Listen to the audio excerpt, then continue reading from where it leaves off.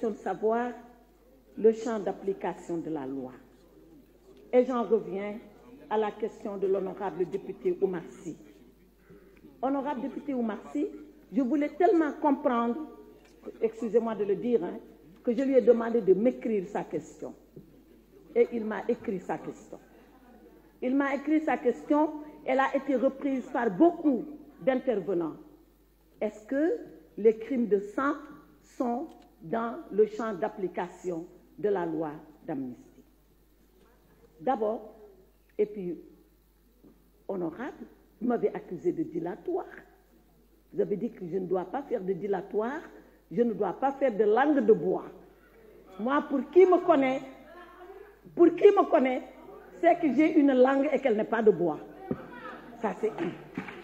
La deuxième chose, si vous m'accusez de dilatoire,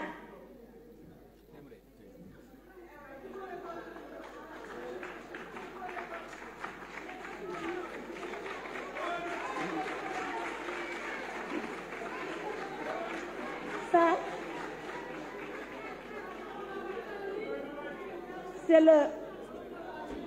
c'est le lexique des termes juridiques. Dans ce livre, il y a la signification de tous les concepts, de toutes les notions et de tous les termes juridiques. Et le dilatoire, c'est une exception de procédure qui permet à un avocat ou à une partie qui plaide de soulever l'exception avant même d'entrer au fond. C'est ça le dilatoire. Donc, je sais pourquoi vous l'utilisez. Vous l'utilisez dans le sens où je ne dois pas utiliser de faux fuyants pour vous répondre. Je n'utiliserai pas de faux fuyants pour vous répondre, honorable. Je vous répondrai directement, simplement et clairement. Première réponse. Crime de sang, ça n'existe pas dans le code pénal sénégalais. Prenez tout le code pénal, vous ne verrez pas crime de sang. Ce qu'il y a dans le code pénal, c'est assassinat, c'est meurtre, et puis c'est d'autres types de délits.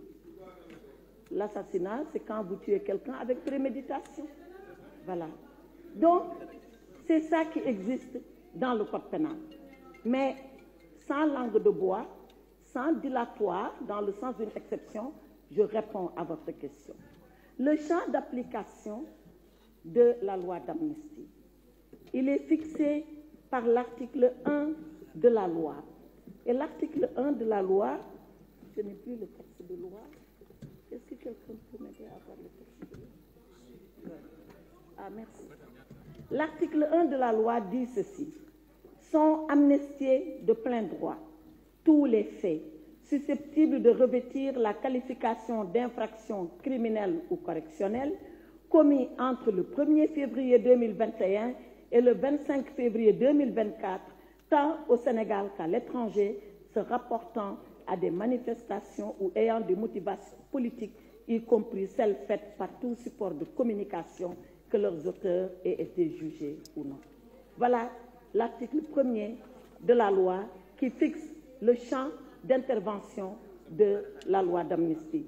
Le champ de la temporalité entre 1er février 2021 et 25 février 2024 et le champ des infractions commises, qu'elles soient criminelles ou délictuelles, pendant le temps des manifestations. Et vous dites, est-ce que les crimes de sang sont là-dedans? Toutes les infractions criminelles, délictuelles sont comprises dans le champ d'intervention de l'article 1er de la loi. C'est clair, c'est net, c'est du français, c'est même pas du droit. On peut lire et comprendre. Kaw torture laaj nañ ma est-ce que torture bokk na ci biir man leen torture bokkul. Torture c'est puni par la loi, ça continuera d'être puni par la loi. Xam nga pour lan may mun a? Pour deux raisons. La première raison, c'est que dans notre loi, torture mënu cee bokk. Tu te rappelles que notre loi parle de manifestation politique. Suñu laa loolu la doon wax. Mais est-ce que torture ci yéen li ngeen ci xam manifestation politique la wala du manifestation politique? Torture ba fekk ñoom jàpp nañ la ci manifestation politique yóbbu la commissariat wala yóbbu la gendarmerie ñu ne foofu lañ leen torturer. Est-ce que bu dee loolu am na néew ma ne am na mais est-ce que bu dee loolu am na loolu manifestation politique la Donc la torture n'a jamais été comprise dans notre loi. Je l'ai dit en commission et je l'ai dit en plénière. Mais ci illégalité bi dañ leen jàpp à la suite de manifestations politiques. Illégitimité bi. ci à la suite de manifestations politiques. Waaw. Mais on a eu des récits glaçants. Oui.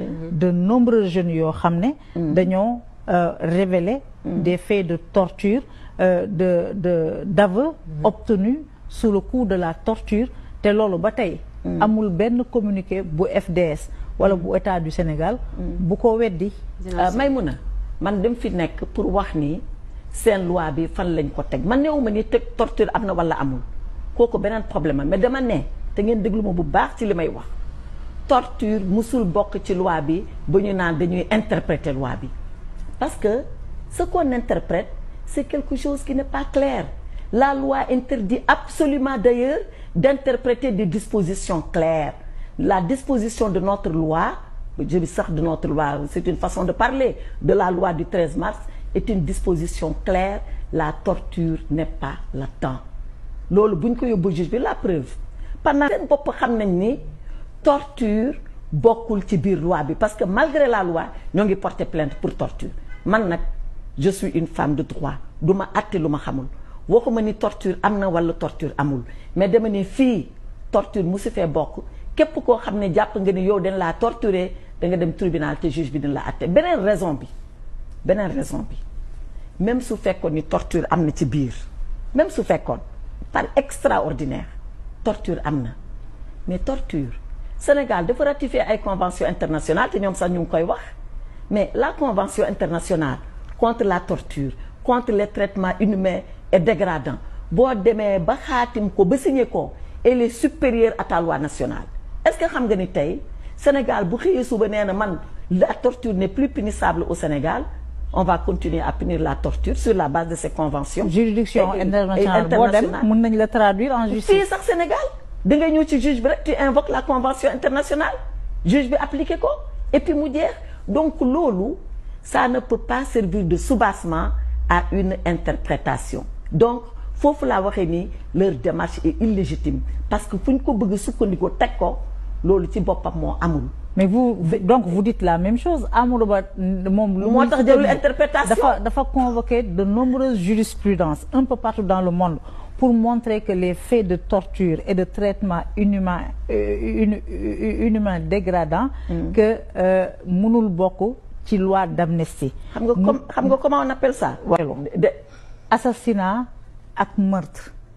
Est-ce que c'est couvert par la loi d'amnistie ou pas? Mais bien sûr loolu nga teg fi léegi ñëpp dégg ko on a dit toute infraction criminelle ou délictuelle en rapport avec les manifestations politiques violentes qu'il y a eu entre 1er février 2021 et 25 mars 2024 moo tax ma doon tontu député bi ne ko lii du droit du leneen c'est du français c'est clair c'est net n'importe qui peut lire et comprendre jarul werante jarul laam-laame amul dara lu fa lëndëm ba ñu naan dañuy interpréter ba ñuy naan bu ñu interpréter